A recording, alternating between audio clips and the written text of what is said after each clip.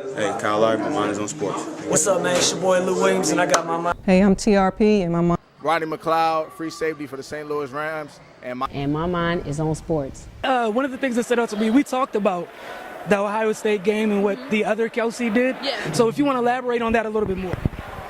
So this past week, after we beat Penn, I told our director of ops to put the game film from Ohio State, Maryland at Ohio State, because that was one of their losses, right? And Kelsey's a real deal, right? And so, watching her play, I've just been picking up things, pull up threes, driving and stuff like that. So it really helps me when I watch a player that's kind of similar, and that I can learn what she's doing, right? So that was a big key, I think, for me personally, just having a lot of confidence and going in very aggressive.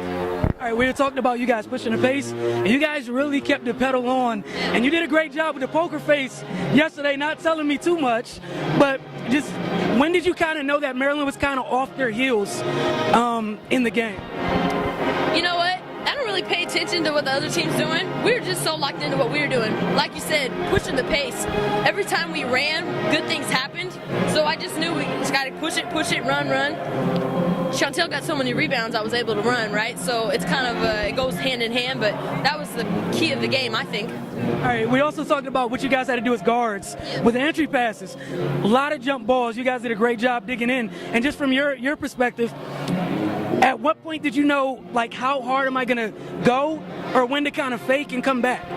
Well, it's difficult. I mean, they have so many great shooters. You kind of have to play the percentages. So at the end of the game, though, we knew that their post play is what got them here, right? So we knew that they're going to rely on that.